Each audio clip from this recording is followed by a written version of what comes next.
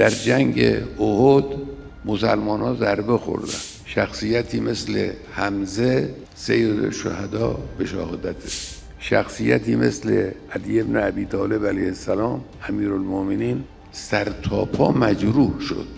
به خود شخص شخیص پیغمبر اکرم ضربه وارد شد، تعدادی شهید شدن.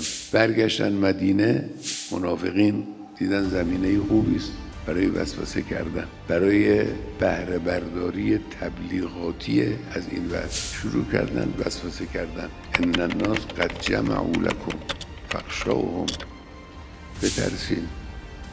بترسین، همه علیه شما دست به دست هم دادن، بترسین. بنا کردن اینا رو بیان کردن. خدای متعال به خاطر این قضیه وحی نازل کرد.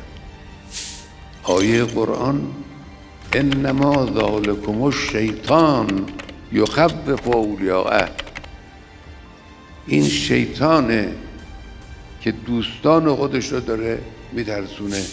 فلا تخافوهم، از اونا نترسید. مشت محکم قرآن بر دهان منافقین وسوسه کننده فرود آمد.